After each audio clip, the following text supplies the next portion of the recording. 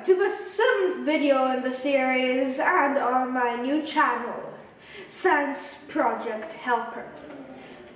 Today we will discuss Leucippus, Democritus and Heraclites. These are 3 very big thinkers and scientists which rocked the world and fascinate us still today. So let's start with Leucippus. Leucippus was a Greek, as always. This was the era of Greek invention, yes, and he came out with his thoughts in 445. Now you have to remember that in ancient Greece, all that came out were thoughts, and not actually evidence for the thoughts. But these thoughts were revolutionary enough to start something completely different.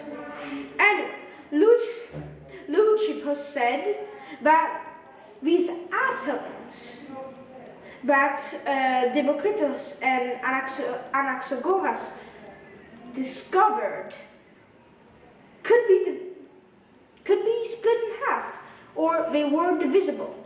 This was only going to be proved by Otto Hahn, a German physicist and chemist, in 1938.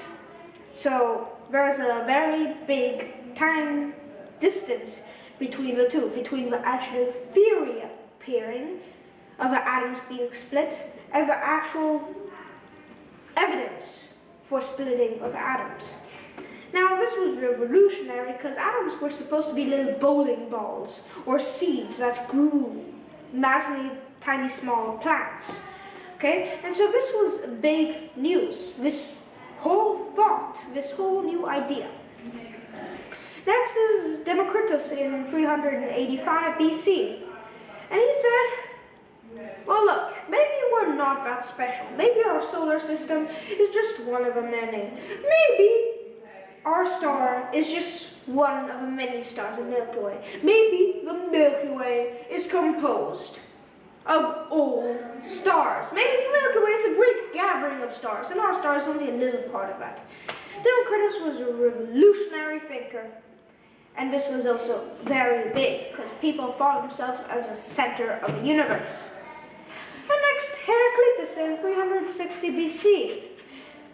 He said, well, because of the time there was the geocentric cosmology, and everything was supposed to rotate around the Earth. Because he saw the sun rise and set. It moved across the sky. It didn't look like the Earth was actually moving. And so, why should the Earth be moving? It is so big. It can't possibly be moving. And then Heraclitus said, well, Venus and Mercury are obviously orbiting the sun. Look at them. They can't possibly be orbiting us. And so the thought came out that Venus and Mercury orbit the sun.